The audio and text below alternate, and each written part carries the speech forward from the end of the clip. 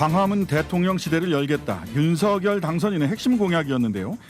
이를 위해 인수인에 청와대 개혁 TF까지 설치했지만 경호, 예산, 교통 문제 등 넘어야 할 과제들이 한둘이 아닙니다. 도시공학 전문가죠. 김진애 전 열린민주당 의원과 함께 이 문제 하나씩 짚어보겠습니다. 의원님 안녕하세요. 네, 안녕하세요. 네, 역시 에너지가 넘치는 목소리 반갑습니다. 이제 닷새 지났으니까 조금 회복했습니다. 네, 1월 달에는 책도 내셨어요. 상식의 힘? 김진애 상식의 힘. 아, 어떤 책입니까? 이 시대의 리더십이 풀어야 할 과제들을 쓴 건데요. 네, 그 상식의 힘이 대선에서 통할 거라는 생각을 가지고 썼는데 네, 0.7% 차이로 안 됐네요. 네. 힘이 조금 모자랐나 봐요. 네, 그런 것 같습니다. 예, 자, 일단 이번 대선 총평을 먼저 좀 해주시죠. 일단은 거의 5대5라고 볼 수 있는 거니까는요. 국민이 이렇게 양쪽으로 절반씩으로 나눠졌다 하는 거는 한편에서는 상당히 좀 걱정도 좀 됩니다. 네. 출범하는 윤석열 정부가 상당히 잘 항해를 해야 되겠구나 하는 이제 그런 염려가 들고요. 그런가 네. 하면은 정말 통합과 화합으로 이걸 이끌어 나가야 될 텐데 지금 초기에 여러 가지 상황을 보면은 조금 그렇지 않은 것 같아서 그것도 좀 걱정이고요. 네. 그다음에 이재명 후보가 그렇게 마지막에 사실 2, 3년만 지났더라도 네. 승기가 이쪽으로 왔을 거라는 생각을 하거든요. 음, 그래서 그런 점에서는 마지막 한 6일 정도 깜깜이 정도의 안철수 단일화라고 하는 이런 네. 상황 속에서 상당히 민심이 바뀌고 있었기 때문에 네. 가능성이 있었다. 특히 마지막에 저는 사실은 여성 표심에 대해서 네. 꽤 오랫동안 열심히 주장을 해왔는데 이게 네. 마지막에 탄력이 붙었더라고요. 특히 2030 여성들이 네. 뭐냐면 이번에 이렇게 여성 아젠다가 이슈가 안 되고 이렇게 여성 혐오가 그러니까 아주 노골적으로 드러난 선거가 없었습니다. 네네. 그래서 이제 그런 부분에 대해서 이런 깨달음을 행동으로까지 옮긴 2030 여성들 존경합니다. 네. 그 여성 혐오나 갈라치기다라고 하는 비판에 대해서 원희룡 지금 인수위 기획위원장이죠. 이런 분들은 괴담이다, 프레임이다, 우리는 갈라친 적 없다 이렇게 말씀을 하시던데. 근데 그거는 윤석열 후보도 그렇게, 윤석열 네네. 당선인도 그렇게 얘기하고 이준석 대표도 그렇게 얘기를 하는데 네. 그게 이제 보통 가해자들이 그렇게 얘기를 하지요. 자기가 네. 했던 말이 얼마나 상처를 주는지를 모르면서 네. 그러면서 그게 아니다라고 얘기하면은 그게 자기가 얘기하는 말에 언어의 의미를 모르는 사람들이죠. 그러니까 굉장히 여성들이 상처를 많이 받은. 저도 솔직히 선거 과정 중에 상당히 모욕감을 느낄 때가 상당히 많았습니다. 아니 그래서 김진애 의원까지 모욕감을 느낄 만한 그런 말들이 왜냐하면은요, 있었습니까? 이런 생각이 드는 거예요. 굉장히 저는 왜냐하면 이걸 가지고 저는 한 번은 꼭 우리가 얘기를 해봐야 된다고 생각했는데 한쪽에서는 갈라치기하고 그 다음에 아예 여성 아젠다에 대해서 얘기하는 것조차 못하게 하는 분위기를 만들면서 또 한편에서는 그 여성표를 끌어오겠다고 예컨대 이수정 공동선대위원장이나 진지에 저는 이런 사람들을 스펙 페미니스트라고 얘기하는데 이런 사람들을 이런 사람들을 갖다가 또 여성표를 가지고 오겠다.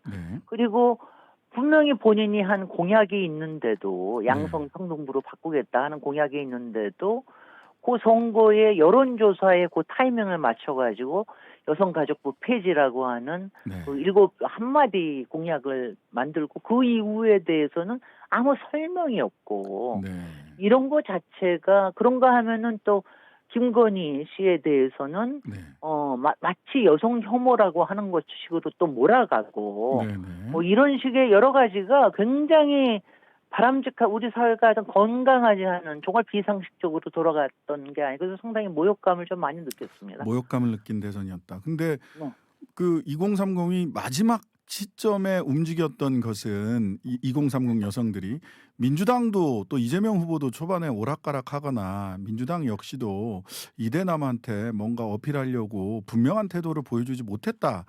그래서 마지막 시점이나 돼서야 움직였던 게 아니냐. 네. 이런 평가도 있습니다. 네, 저도 그 평가를 같이 내립니다. 그러니까 네. 애당초에 왜냐하면 근데 이재명 후보인 경우에는 어느 만큼은 상당히 밸런스를 가지고 얘기를 하긴 했지만 네. 한쪽에 좀 어필하려고 양쪽에 다 어필하려고 하는 네. 이런 것들이 상당히 좀 있었던 것 같습니다. 그런 게 오락가락한 거로 보였을지는 모르지만 네. 그렇지만 저는 균형 잡힌 이런 거였다고 생각이 되고 다만 윤석열 후보 측에서 그런 식으로 나오는 거에 대해서는 좀 더 세게 받아쳤어야 되는데 네. 그런 점에서는 민주당 선대위나 또 이재명 후보나 그런 거를 세게 받아치지 조금 더 일찍 이거를 좀 모빌라이즈를 했어야 된다. 네. 라는 알겠습니다. 생각을 저는 합니다. 왜냐하면 이제 이런 거에 반작용이라 왜냐하면 이거야말로 상식의 문제거든요. 네. 그러니까 혐오와 갈등으로서는 리더십에 자격이 없다라고 하는 거는 명확하게 얘기를 해줘야 되거든요. 네. 네네. 자, 의원님께서는 어제 SNS에 광화문 대통령은 민폐다. 대통령 관저를 따로 두는 계획에 대해서도 이상하다. 네. 이렇게 평가를 하셨어요. 왜 그렇습니까? 네, 왜냐하면 이제 일단 광화문 대통령을 표명하신 거는 사실은 문재인 대통령이셨어요. 그러셨죠. 그래가지고 그때 한 1년 반 정도를 위원회를 만들어서 당시에 네. 유홍준 전 문화재청장님께서 이거를 상당히 1년 반 동안 했는데 여러 가지 경호와 경비, 그다음에 공간을 확보하는 문제, 여러 가지를 국민들한테 설명을 하고 이거는 죄송하지만 폐기해야 되겠습니다. 아쉽습니다. 이렇게 이미 결론이 났던 거거든요. 네. 그게 2019년 1월입니다. 네. 그러니까 지금 한 3년 된 거죠. 이 3년 동안에 그동안 공간이 달라졌습니까? 아무것도 없는 거 아니에요. 네. 그런데 이거를 저는 이제 거기다가 특별하게 문제를 삼는 게 뭐냐면은 네. 사실 광화문 광장도 지금 상당히 시민한테 돌려주는 시민 친화적인 공간으로 다시 태어나고 있는 중입니다. 네, 그렇죠. 지금. 그런데 이제 대통령 집무실이 거기에 있게 되면은 여러 가지의 활동들이 있게 되지 않습니까? 네. 그런 게 시민 친화적인 활동하고는 상당히 갈등의 요소가 많아지기 때문에 그런 문제, 또 교통의 문제, 이런 문제들이 굉장히 걸린다라고 하는 거와 그리고 특히 관저를 다른 데다 알아보겠다 이런 네. 얘기를 하는 거는 정말 이상하다. 왜 청와대에 못 들어갈 이유라도 있느냐. 거기다가 제일 이상한 건 뭐냐면은 네. 이게 급히 해야 될 일이 아니거든요. 그렇죠. 인수위에서 지금 해가지고 2달 안에 결정해야 되는 게 아닙니다. 청와대는 대한민국의 상징이고 또 이제는 세계에서도 하나의 상징이 되고 있거든요. 네. 외교의 공간으로서 그리고 서울의 상징이기도 하고요. 그리고 그동안 청와대는 상당히 개방을 이루어 왔기 때문에 네. 이제는 시민들도 국민들도 상당히 많이 친하게 느껴지는 공간이 이미 바뀌어지고 있어요. 그러니까 그런 것들을 봤을 때는 이거는 굉장히 신중해야 되는 일이다. 더군다나 세종시에도 제2의 집무실을 두기로 거의 그거는 확정이 돼가고 있는데 몇 년 안에. 그런데 이렇게 인수위에 2달 안에 이렇게 급하게 해야 될 일은 절대로 아니다. 네. 라고 저는 판단을 하기 때문에 네. 이거는 민폐가 될 것이다. 그리고 절차에 맞지 않다. 네. 그렇게 생각을 합니다. 그랬더니 오늘은 용산 얘기가 나와서 5대5다. 용산 국방부 청사 둘 다 검토 중이다. 심지어는 광화문 외교부 청사, 용산 국방부 청사 5대5다. 이렇게까지 얘기를 했어요. 그러니까 말이 안 되는 거죠. 이게 몰상식하다는 겁니다. 이게 정말 비상식적인 게 말이죠. 갑자기 광화문 시대에서 용산 시대로 바뀌는 거 아니에요. 네. 그러니까 이거는 이 개인의 아파트로 옮길 수 있는 게 아니지 않습니까? 네. 그런데 이걸 갖다가 외교부 청사라고 나가라고 그러고 그거 하고 이쪽에는 국방부에 있는 청사. 거라고서 또 나가라고 하고 그다음에 지금 또 공간으로는 총리 공간도 얘기를 하고 또 외교부 장관 공간도 얘기를 하는데 네. 아니 이게 대통령이 무슨 왕이에요? 네. 저는 이런 거는 제가 특히 공간의 민주주의에 대해서 예민한 사람이기 때문에 여기에는 공간의 민주주의라고는 실제 공간을 쓰는 거하고 그리고 어떤 공간을 어떻게 쓰느냐에 대한 의사결정하는 과정도 민주적이어야 한다는 얘기입니다. 그런데 지금은 그게 아니라는 얘기죠. 그리고 지금 얼마나 사안들이 많아요. 위기 사안들이 얼마나 많은데 지금 이거 아파트 단정하는 거 자기 관저 집무실 그거 하는 거 두 달 동안에 지금 바꿀 수가 있는 겁니까? 네. 그렇게 하지 말고 일단 청와대로 들어가서 네. 청와대에서 저기를 하면서 지금 청와대도 저도 계속 주장을 하는 건데 청와대는 업무를 보기에 효율적인 공간이 아니에요. 네. 저도 책에다가 굉장히 자세하게 써놨는데 네. 굉장히 뭐라고 그럴까 예전에 마스터 플랜이 노태우 대통령 시절에 만들었던 게 정말 약간 구중궁궐처럼 만들어 놓고 네. 너무 그 의전 위주로만 만들어 놨어요. 경호 의전 위주로 경호 만들어져. 의전 위주로. 그래서 예. 그러니까 대통령을 고립시키는 게 좀 음. 많아요. 그래서 네네. 이거를 비서진들과 같이 있는 공간으로 같이 움직이고 문재인 대통령도 이쪽에 내려와서 같이 일한 적이 굉장히 많은데 네. 그렇게 청와대를 바꾸는 거는 굉장히 필요한 일입니다. 그래서 네. 제가 그것도 제가 국회에 있을 시절에 이거 마스터 플랜 맨날 조금한 돈 가지고 이러지 말고 아예 마스터 플랜을 짜가지고 새롭게 만드는 이런 마스터 플랜을 짜가지고 제대로 하자라고 하는 거를 예산까지 제가 만들어 놓는 일을 했거든요. 네. 그런데 그런 거 그냥 다 그런 거를 하면은 청와대가요. 네. 왜 그 일부에서 뭐 풍수가 안 좋다 거기에 있으니까 뭐 대통령의 말로가 안 좋다 네. 이런 얘기들을 하는 거는 저는요 굉장히 좋은 건축과 좋은 도시라고 하면은 네. 풍수가 나쁘더라도 그거를 다스릴 수 있는 그걸 만드는 게 좋은 건축이고요. 네. 그리고 거기에 있는 사람의 기가 거기에서 일하는 사람들의 기가 그 길을 이기는 게 진짜 좋은 풍수로 만드는 겁니다. 네. 저는 이 철학이 굉장히 뚜렷합니다. 그래서 관저 이전은 이상하다. 이거는 뭐 효과적이지 않다, 민주적이지 않다가 아니라 이상하다라는 표현을 쓰셨나 봐요. 아니 정말 이상해요. 그리고 그런 이상한 얘기들이 신문지상을 어지럽히는 것 자체가 네. 지금 당선인이 해야 될 일은 절대로 아니라는 겁니다. 알겠습니다. 이게 저의 공인 의식입니다. 네, 알겠습니다. 자, 민주당 쪽 상황 잠깐 짚어보겠습니다. 네. 자, 윤호중, 박지원 필두로 한 비대위 구성 평가가 많이 갈리는 부분들이 좀 있는 것 같습니다. 불가피하다와 네. 0.73%만 반성하고 있는 것 같다. 어떻게 평가하십니까? 반성은 0.73% 이상으로 계속 반성할 거고요. 네네. 그거는 뭐 저는 그렇게 보고요. 저도 왜냐하면 저는 처음에 예상하기에는 잠깐 비대위원장을 맡으셔서 네. 다른 비대위원장을 공식적으로 할 때까지만 잠깐 맡는 걸 줄 알았더니 네.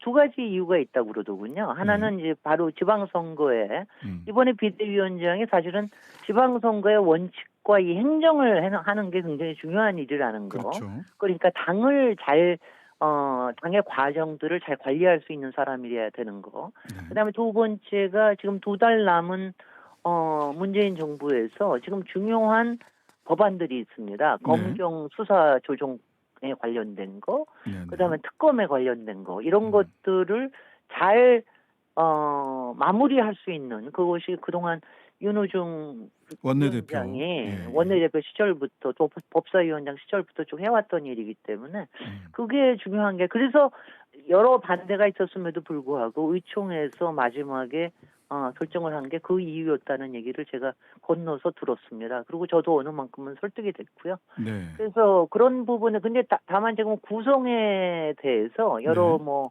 이게 아무래도 이제 뭐 당내에서는 정파와 계파가 있는 건 당연하지 않습니까? 그러니까 뭐. 이제 여기에 여러 사람들을 어떻게 섞느냐에 대해서 여러 가지 불만도 있고 그러는데 이게 사람들은 조금 더 넓히는 거는 필요하다는 생각을 저도 하고 있습니다. 네. 그런 점이 만약 부족하다면. 그런데 이제 이번에 지난번 대선에서 우리가 촛불이 있었다면 이번에는 불꽃이 있지 않습니까? 네. 우리의 불꽃 비대위원장의 역할이 상당히 크기 때문에 네.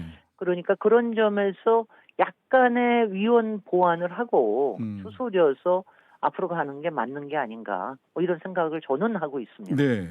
네. 자, 그 비대위 구성과 지방선거를 맞이하면서 뭐 이런저런 이재명 후보와 관련된 이야기들도 많이 나오는데 네. 소위 이재명 사용법 앞으로 어떻게 사용해야 됩니까? 이재명 그냥 사랑법으로 좀 바꾸시죠. 이재명 사랑법. 네, 어떻게 네, 사용법으로 하지 말고 네. 저는 제 기본 원칙은 네. 큰 인물은 크게 써야 된다. 네.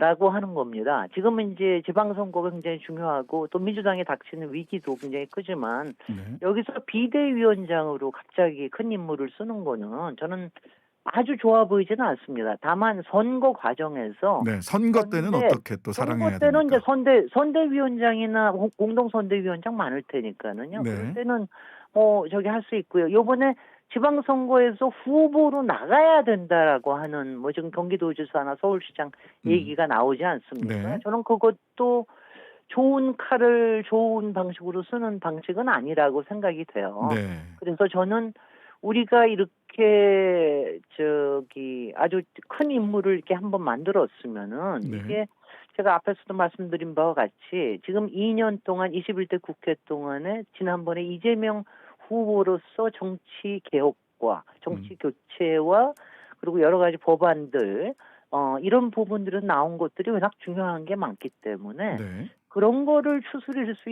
있도록 아마 8월 달에 전당대회를 하게 될 거예요. 그렇죠. 그럴 때 정통성과 정체성을 확실하게 가지고 당대표에 도전하는 게 가장 좋은 방식이 아닐까.